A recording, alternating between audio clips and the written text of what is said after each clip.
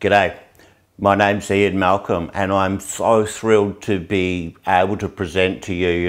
I was quite chuffed when Mimtrack asked me to present. Unfortunately, I couldn't make it along to the paddock to the plate, but I'm going to give my thoughts by a video, which I think should be an interesting concept. Okay, so a little bit about me. I've been a vocational teacher at Chisholm for about 17 years. I've studied to be a photographer, and I've been very passionately seeking out how to make better resources over the last few years, with a really strong interest in video and self-improvement. Anyway, let's get going. My main focus is on continuous improvement and moving forward. I look back at some of the bits that I did in the past and I think, oh, I could have done this, could have done that. But the fact is, the likes, there's people using the images and the learning from all over the world. And, I have a look at what's happening, and what I really would like to see the future is making the experts in the field take control of the resources. And I'll qualify that point by saying, if I have a look at the reality TV, for example, and the people filming them aren't industry experts, and you'll see, some unbelievable breaches of OH&S, for example, and they film it and they put it in, and that, yes, it's reality, but the reality is also it shouldn't be done. What we need to do is to get the people that have trained their whole lives doing some particular task to have a crack, get behind the camera and have a go at it. That's what I'd really like to see happen. Doing what we're doing and doing it well is, you've got to have fun. You've got to have the enthusiasm and get up there and just immerse yourself in it. And I have a look, I'm going to use an example from my trade. Like, one of the hardest tools to use is a hammer. And you think, oh, that can't be right, but it is. It's the feel, it's the balance, and it's all those things, and if I'm using the hammer and demonstrating it to the class, I've been swinging a hammer for more than 50 years, and yet I couldn't describe and tell you all the little intricacies about the balance and the feel and the swing. I can give you a pretty good guide, but not the whole bit.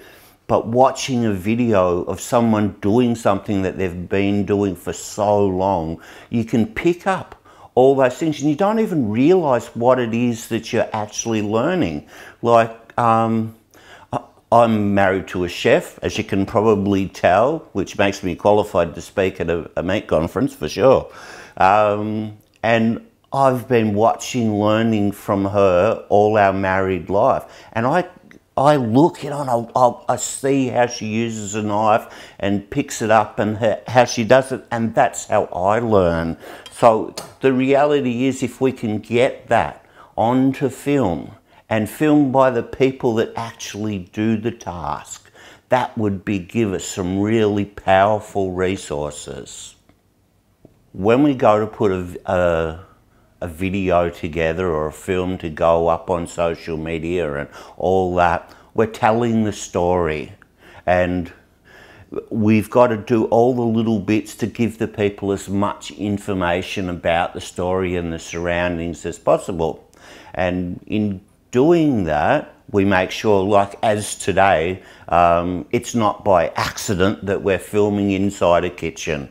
It's relevant, it's in context with the sort of thing we're talking about.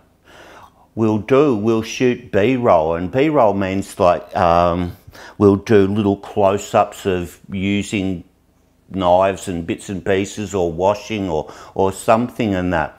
And we use that to sort of set the stage and break it up. Like, the last thing you want is one long, serious monotone of nothing doing. You might be the absolute gun, but it gets boring to watch for anyone. We have to keep them nice and short. And we can use B-roll if we make a little mistake.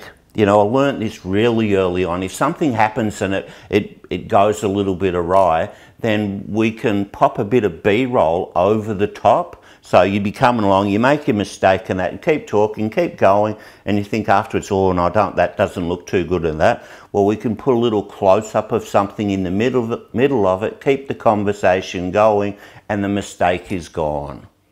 So I think that's really important, and you know, to break it up, I don't like to have big chunks of any one particular thing. I like to keep changing and that. So if you've got a lot of talking like's happening now, you would put in other pieces along the way just to break it up.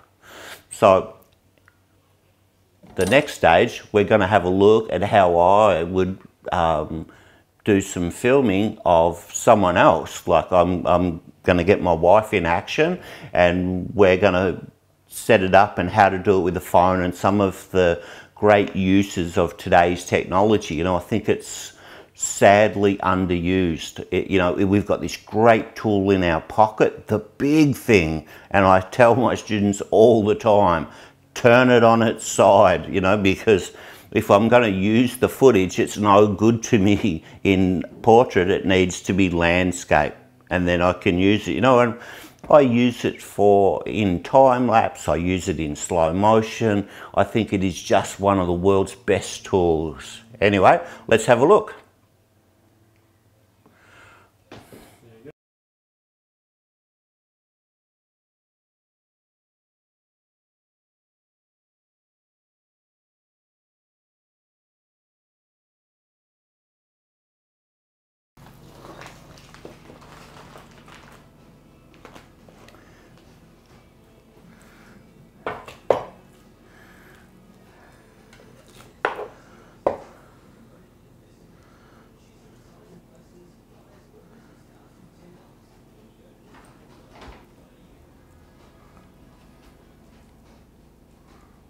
Whoops. Oh, come on.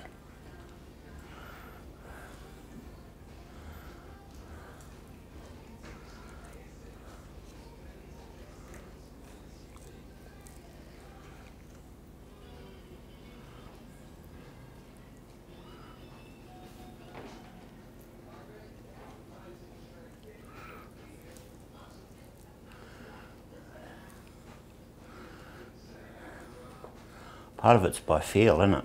Mm.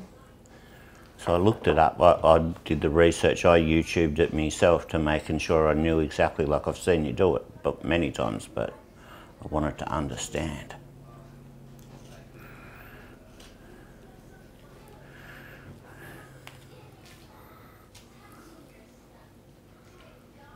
Nice blunt.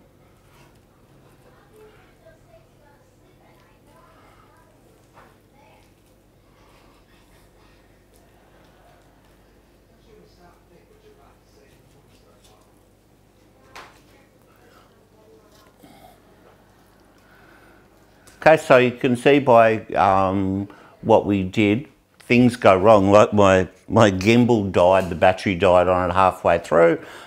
Phone comes out, do it by hand. I've got my iPhone doing time lapse at the same time. I've got my son filming the whole thing, and I put it together. So all I've got to do now is do a few little bits of B-roll on that, and you'll see that, you know, with some simple stuff, I can create a resource done by someone else, a little bit of conversation, not too much to put them off, just to keep them calm, and we end up with a really good result. Anyway, I hope you enjoyed it. I certainly did. Thanks for watching.